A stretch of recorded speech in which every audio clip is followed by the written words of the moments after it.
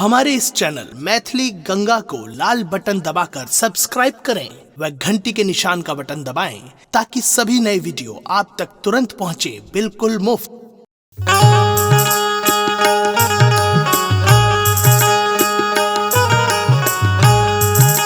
आओ समस्त मिथिला मैथिल के गंगा कैसेट से अपने सबके बाबा विद्यापति गीत हम सुनावा जा रहा छी। चानन भेल विषम शरीरे भूषण भेल भारी। बाबा के रचना एतेक सुंदर छन जे गंगा कैसेट से घर घर में गीत जाइक चाहिए, ध्यान राखब।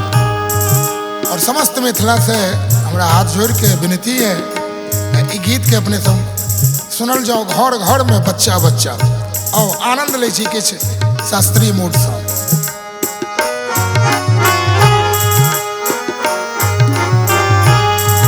चानन भेल चानन चानन भेल सम शरीरे भूषण भेल भारी। चानन भेल सम शरीरे भूषण भेल भारी। सपना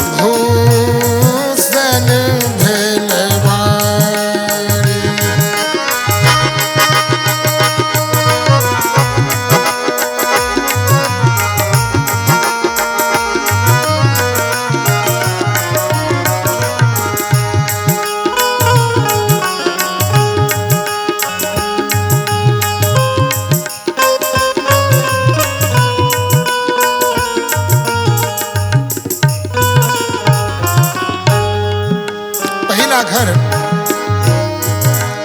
एक सरी ठार है कदम तरी रे पथ हेर तिमुरारी।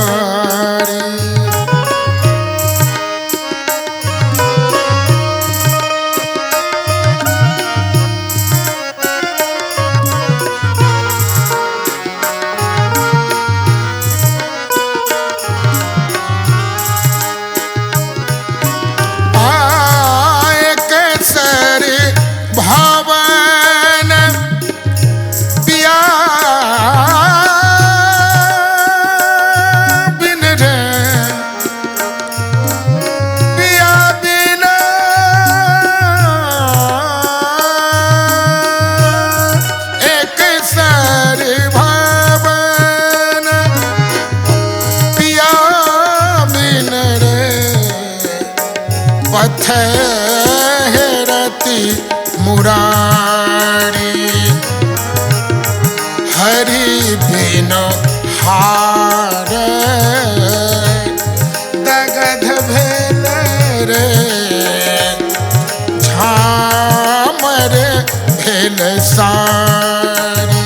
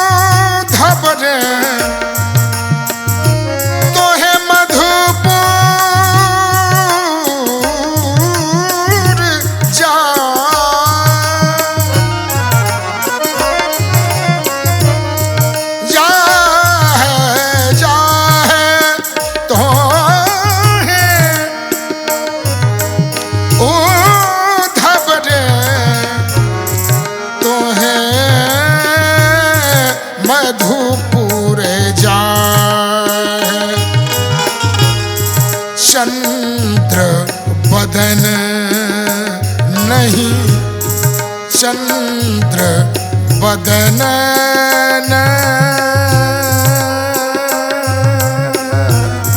चंद्र बदन नहीं जियत रे वर लागत भारी।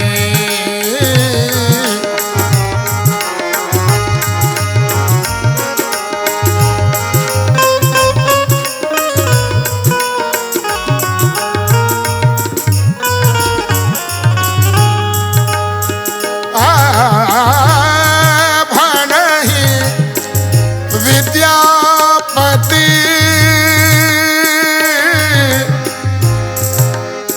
भनहि विद्यापति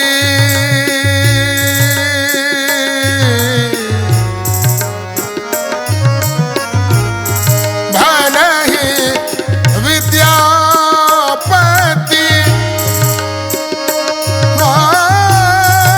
मन दय रे सुनो गुणमति नारी।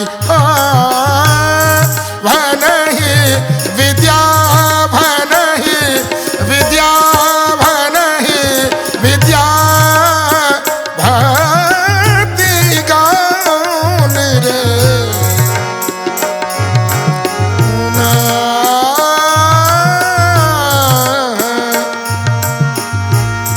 गुणमति नारी गुणमति नारी।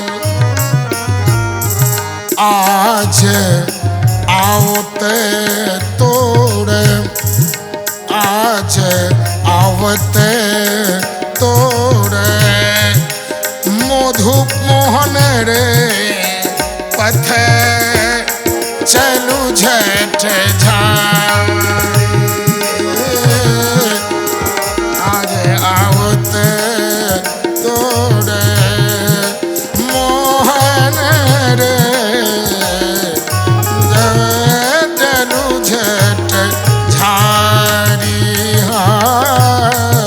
चानन भेल वीर समसर रे